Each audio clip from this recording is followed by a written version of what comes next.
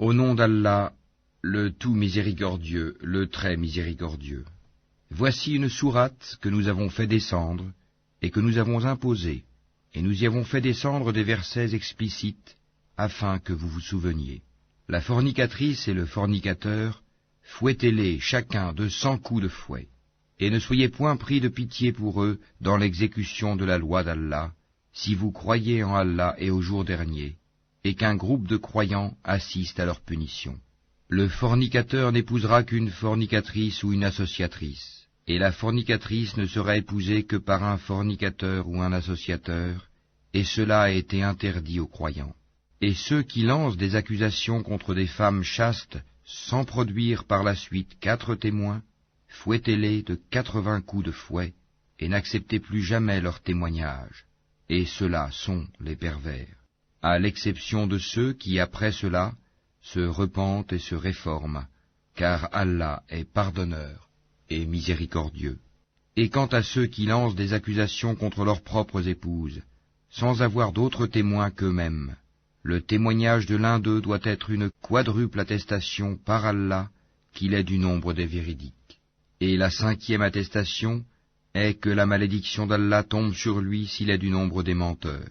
Et on ne lui infligera pas le châtiment de la lapidation si elle atteste 4 fois par Allah que son mari est certainement du nombre des menteurs. Et la 5e attestation est que la colère d'Allah soit sur elle s'il était du nombre des véridiques. Et n'était la grâce d'Allah sur vous et sa miséricorde? Allah est grand, accueillant au repentir, et sage. Ceux qui sont venus avec la calomnie sont un groupe d'entre vous. Ne pensez pas que c'est un mal pour vous, mais plutôt c'est un bien pour vous. À chacun d'eux ce qu'il s'est acquis comme péché. Celui d'entre eux qui s'est chargé de la plus grande part aura un énorme châtiment.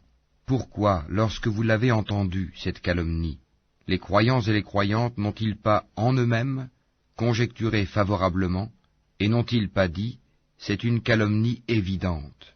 Pourquoi n'ont-ils pas produit, à l'appui de leurs accusations, 4 témoins? S'ils ne produisent pas de témoins, alors ce sont eux, auprès d'Allah, les menteurs. N'eût été la grâce d'Allah sur vous, et sa miséricorde ici-bas comme dans l'au-delà, un énorme châtiment vous aurait touché pour cette calomnie dans laquelle vous vous êtes lancés. Quand vous colportiez la nouvelle avec vos langues, et disiez de vos bouches ceux dont vous n'aviez aucun savoir, et vous le comptiez comme insignifiant alors qu'auprès d'Allah cela est énorme. Et pourquoi, lorsque vous l'entendiez, ne disiez-vous pas, nous ne devons pas en parler? Gloire à toi, ô Allah, c'est une énorme calomnie. Allah vous exhorte à ne plus jamais revenir à une chose pareille si vous êtes croyants. Allah vous expose clairement les versets et Allah est omniscient et sage. Ceux qui aiment que la turpitude se propage parmi les croyants auront un châtiment douloureux, ici-bas comme dans l'au-delà. Allah sait, et vous, vous ne savez pas. Et n'eût été la grâce d'Allah sur vous et sa miséricorde, et n'eût été qu'Allah est compatissant et miséricordieux. Ô vous qui avez cru, ne suivez pas les pas du diable. Quiconque suit les pas du diable, sachez que celui-ci ordonne la turpitude et le blâmable. Et n'eût été la grâce d'Allah envers vous et sa miséricorde, nul d'entre vous n'aurait jamais été pur. Mais Allah purifie qui il veut, et Allah est audient et omniscient. Et que les détenteurs de richesses et d'aisance parmi vous ne jurent pas de ne plus faire des dons aux proches, aux pauvres, et à ceux qui émigrent dans le sentier d'Allah, qu'il pardonne et absolve. N'aimez-vous pas qu'Allah vous pardonne? Et Allah est pardonneur et miséricordieux. Ceux qui lancent des accusations contre les femmes vertueuses, chastes, qui ne pensent même pas à commettre la turpitude, et croyantes, sont maudits ici-bas comme dans l'au-delà. Ils auront un énorme châtiment. Le jour où leur langue, leurs mains et leurs pieds témoigneront contre eux de ce qu'ils faisaient. Ce jour-là, Allah leur donnera leur peine et vraie rétribution, et ils sauront que c'est Allah qui est le vrai de toute évidence. Les mauvaises femmes aux mauvais hommes, et les mauvais hommes aux mauvaises femmes. De même, les bonnes femmes aux bons hommes, et les bons hommes aux bonnes femmes. Ceux-là sont innocents de ce que les autres disent, ils ont un pardon et une récompense généreuse. Ô vous qui croyez, N'entrez pas dans des maisons autres que les vôtres avant de demander la permission d'une façon délicate et de saluer leurs habitants. Cela est meilleur pour vous, peut-être vous souvenez-vous. Si vous n'y trouvez personne, alors n'y entrez pas avant que permission vous soit donnée. Et si on vous dit retournez, eh bien retournez. Cela est plus pur pour vous, et Allah de ce que vous faites est omniscient. Nul grief contre vous à entrer dans des maisons inhabitées où se trouve un bien pour vous. Allah sait ce que vous divulguez et ce que vous cachez. Dis aux croyants de baisser leur regard et de garder leur chasteté, c'est plus pur pour eux. Allah est certes parfaitement connaisseur de ce qu'ils font.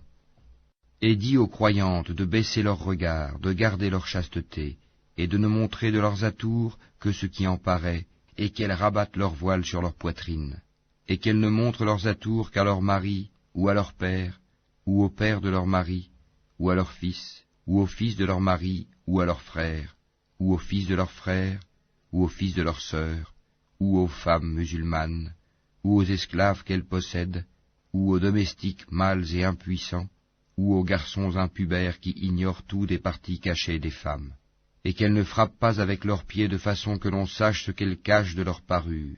Et repentez-vous tous devant Allah, ô croyants, afin que vous récoltiez le succès. Mariez les célibataires d'entre vous et les gens de bien parmi vos esclaves, hommes et femmes. S'ils sont besogneux, Allah les rendra riches par sa grâce, car la grâce d'Allah est immense, et il est omniscient. Et que ceux qui n'ont pas de quoi se marier cherchent à rester chastes jusqu'à ce qu'Allah les enrichisse par sa grâce. Ceux de vos esclaves qui cherchent un contrat d'affranchissement, concluez ce contrat avec eux si vous reconnaissez du bien en eux, et donnez-leur des biens d'Allah qu'il vous a accordés. Et dans vos recherches des profits passagers de la vie présente, ne contraignez pas vos femmes esclaves à la prostitution, si elles veulent rester chastes. Si on les y contraint, Allah leur accorde, après qu'elles aient été contraintes, son pardon et sa miséricorde. Nous avons effectivement fait descendre vers vous des versets clairs, donnant une parabole de ceux qui ont vécu avant vous, et une exhortation pour les pieux. Allah est la lumière des cieux et de la terre. Sa lumière est semblable à une niche où se trouve une lampe. La lampe est dans un récipient de cristal, et celui-ci ressemble à un astre de grand éclat. Son combustible vient d'un arbre béni, un olivier ni oriental ni occidental, dont l'huile semble éclairer sans même que le feu la touche. Lumière sur lumière, Allah guide vers sa lumière qui il veut. Allah propose aux hommes des paraboles, et Allah est omniscient. Dans des maisons, des mosquées qu'Allah a permis que l'on élève, et où son nom est invoqué, le glorifie en elles matin et après-midi, des hommes que ni le négoce ni le troc ne distrait de l'invocation d'Allah, de l'accomplissement de la salate et de l'acquittement de la zakat, et qui redoutent un jour où les cœurs seront bouleversés, ainsi que les regards, afin qu'Allah les récompense de la meilleure façon pour ce qu'ils ont fait de bien, et il leur ajoutera de sa grâce. Allah attribue à qui il veut sans compter. Quant à ceux qui ont mécru, leurs actions sont comme un mirage dans une plaine désertique que l'assoiffé prend pour de l'eau, puis quand il y arrive, il s'aperçoit que ce n'était rien, mais y trouve Allah qui lui règle son compte en entier, car Allah est prompt à compter. Les actions des mécréants sont encore semblables à des ténèbres sur une mer profonde.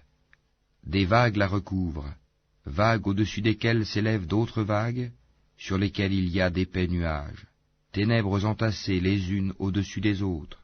Quand quelqu'un étend la main, il ne la distingue presque pas. Celui qu'Allah prive de lumière n'a aucune lumière. N'as-tu pas vu qu'Allah est glorifié par tous ceux qui sont dans les cieux et la terre, ainsi que par les oiseaux déployant leurs ailes? Chacun, certes, a appris sa façon de l'adorer et de le glorifier. Allah sait parfaitement ce qu'ils font. C'est à Allah qu'appartient la royauté des cieux et de la terre, et vers Allah sera le retour final. N'as-tu pas vu qu'Allah pousse les nuages? Ensuite, il les réunit et il en fait un amas, et tu vois la pluie sortir de son sein, et il fait descendre du ciel de la grêle provenant des nuages comparable à des montagnes. Il en frappe qui il veut et l'écarte de qui il veut. Peu s'en faut que l'éclat de son éclair ne ravisse la vue. Allah fait alterner la nuit et le jour, Il y a là un sujet de réflexion pour ceux qui ont des yeux. Et Allah a créé d'eau tout animal. Il y en a qui marchent sur le ventre, d'autres qui marchent sur 2 pattes, et d'autres encore marchent sur 4. Allah crée ce qu'il veut, et Allah est omnipotent. Nous avons certes fait descendre des versets explicites, et Allah guide qui il veut vers un droit chemin. Et ils disent, nous croyons en Allah et aux messagers et nous obéissons. Puis après cela, une partie d'entre eux fait volte-face. Ce ne sont point ceux-là les croyants. Et quand on les appelle vers Allah et son messager pour que celui-ci juge parmi eux, voilà que quelques-uns d'entre eux s'éloignent. Mais s'ils ont le droit en leur faveur, ils viennent à lui soumis. Y a-t-il une maladie dans leur cœur? Ou doutent-ils? Ou craignent-ils qu'Allah les opprime ainsi que son messager? Non, mais ce sont eux, les injustes. La seule parole des croyants quand on les appelle vers Allah et son messager, pour que celui-ci juge parmi eux, est « Nous avons entendu et nous avons obéi ».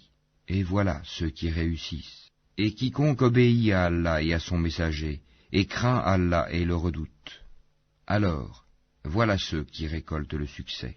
Et ils jurent par Allah en serment solennel, que si tu le leur ordonnais, ils sortiraient à coup sûr au combat. Dis, ne jurez donc pas, votre obéissance verbale est bien connue, Allah est parfaitement connaisseur de ce que vous faites. Dis, obéissez à Allah et obéissez au messager. S'il se détourne, le messager n'est alors responsable que de ceux dont il est chargé, et vous assumez ceux dont vous êtes chargés. Et si vous lui obéissez, vous serez bien guidés, et il n'incombe au messager que de transmettre explicitement son message. Allah a promis à ceux d'entre vous qui ont cru et fait les bonnes œuvres, qu'il leur donnerait la succession sur terre, comme il l'a donné à ceux qui les ont précédés. Il donnerait force et suprématie à leur religion qu'il a agréée pour eux. Il leur changerait leur ancienne peur en sécurité.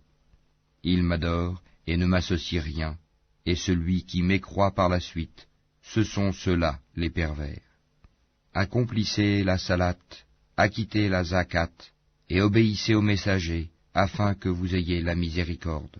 Ne pense point que ceux qui ne croient pas puissent s'opposer à l'autorité d'Allah sur terre. Le feu sera leur refuge. Quelle mauvaise destination! Ô vous qui avez cru, que les esclaves que vous possédez vous demandent permission avant d'entrer, ainsi que ceux des vôtres qui n'ont pas encore atteint la puberté, à 3 moments, avant la salate de l'aube, à midi quand vous enlevez vos vêtements, ainsi qu'après la salate de la nuit. 3 occasions de vous dévêtir. En dehors de ces moments, nul reproche ni à vous, ni à eux, d'aller et venir les uns chez les autres. C'est ainsi qu'Allah vous expose clairement ces versets, et Allah est omniscient et sage. Et quand les enfants parmi vous atteignent la puberté, qu'ils demandent permission avant d'entrer, comme font leurs aînés, c'est ainsi qu'Allah vous expose clairement ces versets, et Allah est omniscient et sage. Et quant aux femmes atteintes par la ménopause, qui n'espèrent plus le mariage, nul reproche à elles d'enlever leurs vêtements de sortie, sans cependant exhiber leurs atours, et si elles cherchent la chasteté, c'est mieux pour elles. Allah est audient et omniscient.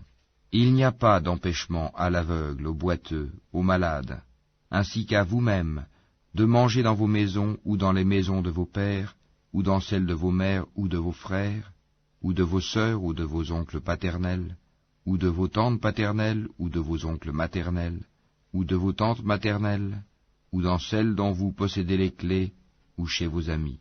Nul empêchement à vous, non plus de manger ensemble ou séparément.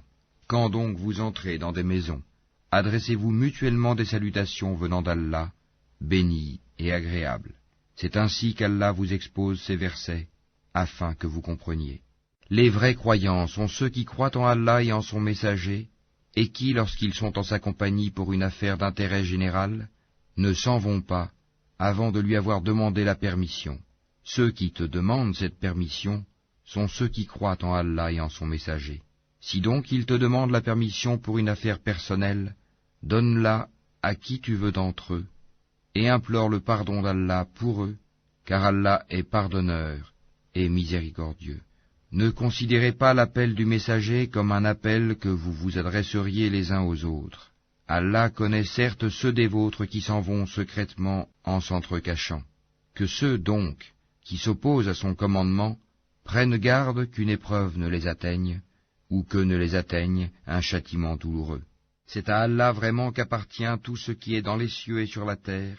Il sait parfaitement l'état dans lequel vous êtes, et le jour où les hommes seront ramenés vers lui, il les informera alors de ce qu'ils œuvraient. Allah est omniscient.